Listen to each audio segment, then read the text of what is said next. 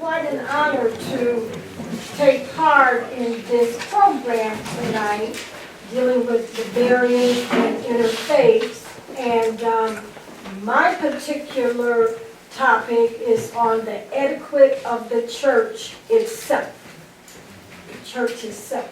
Now, 1 Corinthians, the 40th chapter, the 14th verse tells us that everything we do, and tonight has been a prime example of showing how important it is to have order. Order must be in everything. So then the question is, well, what about the church? The church is included too. The church is where believers come together and fellowship, where whatever that particular faith may be, they fellowship on one accord, but in an orderly manner. You just don't come in, hooping and hollering and carrying on, and we over here trying to have praise and worship. They're over here praying or whatever. You're coming in with your own thoughts. There is a way. There is order how to enter the church. There are 7 principles, and I used to didn't have to have notes, but it seems like the more mature I get, the less memory. I am going to read off the 7. Greeting is done upon entering the vestibule. That's when you first come in. And the thing about this, it was specifically said that I'm dealing with the Baptist faith. But it doesn't really matter, does it? There's order to everything that we must do. So I'm going to, if it's all right, remove that particular faith and broaden it for the varieties of the various faiths. Okay. So did you hear me? That we greet, that's when you get to talk.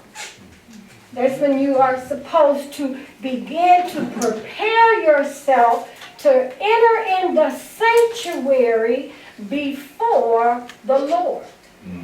Number 2, if you arrive late, you often have to sit in the back. Don't go marching to the front distracting. And you see a lot of that probably in everywhere you go.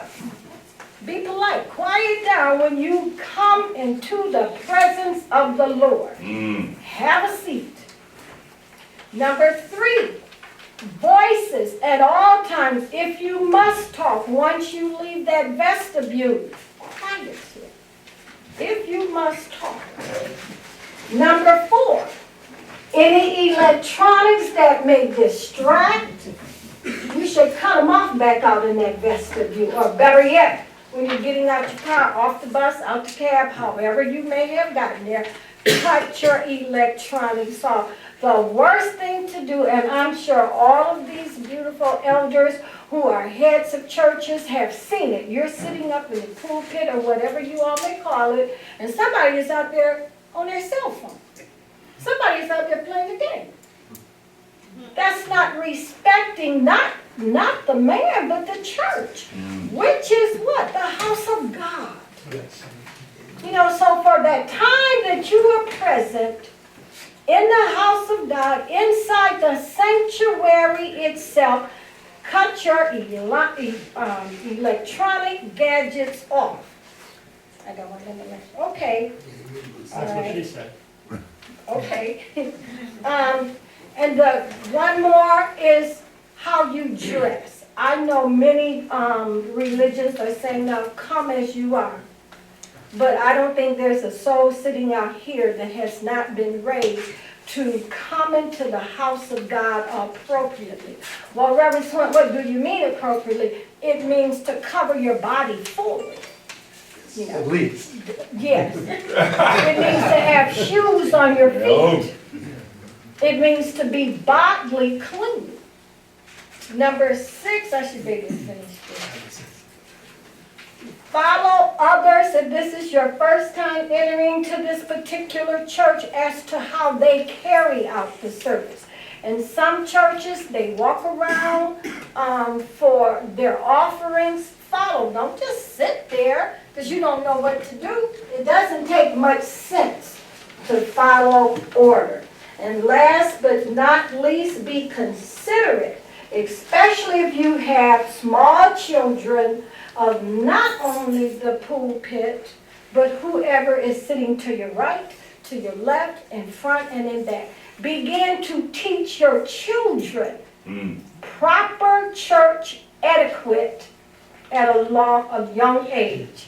And in my closing, I want to say thank you. And once again, I'd like to remind you that everything must have order. God bless and keep each and every one of you. Thank you.